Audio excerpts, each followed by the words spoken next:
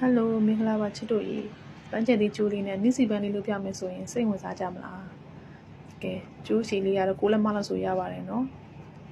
လက်ညှိုးလေးပေါ်တင်ပြီးတော့ခွင်းလေးတစ်ခုခောက်ပါမယ်ခွင်းလေးခောက်ပြီးတော့အဲ့ခွင်းလေးကိုဘေးကနေပတ်ပြီးအသားရလေးတစ်ပတ်မယ်နော်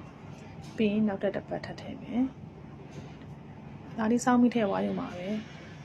ပြီးရင်နောက်တစ်ပတ်ထပ်ပတ်မယ်ပတ်တဲ့ခါကျရင်ချိုးချောင်းလေးကိုအောက်ဘက်မှာရှိဖို့တတိထားပါမယ်ရှင်ကဲအပေါ်မှာကြံနေတဲ့ကျိုးလေးကိုအခွေလေးပြန်ခွေမယ်နော်ခွေလေးထဲကိုပတ်ထည့်တာတော့3ခါပဲထည့်ပါတယ်အခွေလေးကတော့ကျိုးကြံတော့အခွေလေးခွေပြီးတော့ချီတုပ်ပြီးတော့ထည့်ပါမယ်နော်ကဲချီတုပ်ပြီးထည့်လိုက်ပါပြီနားလေးတွေကိုတင်းတင်းလေးဖြစ်သွားအောင်ပြန်ပြီးညှိပါမယ်နော်ကျိုးလေးတွေကိုစာကနာလေးနဲ့တဲတဲ့ကိုအခွေလေးကိုရှစ်သွင်းပါမယ်ကဲဘေးဘက်ကထွက်နေတဲ့ဟာလေးတွေထပ်ပြီးညှိပါအောင်မယ်ကျိုးသွားတဲ့အတိုင်းလေးကိုစကနာလေးနဲ့လည်းညှိပေးရပါပြီရှင်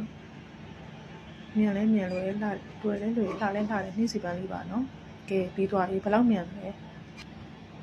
အဲ့ဒါလေးကိုခြီလေးနဲ့ပတ်လေးတုပ်လိုက်ရပါပြီ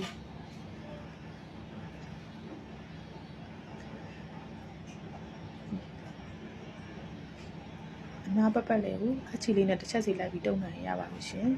ခြီဆွဲတဲ့ခါကျရင်အရင်တင်းတင်းကြီးမဆွဲဘဲနဲ့သားလေးဆွဲဖို့လိုပါတယ်နော်ချီအတင်းဆွဲလိုက်တဲ့ခါကျရင်နှိစီပန်းလေးကပိန်ရှုံပြီးမလှဘဲနေမှာဆိုလို့ပါ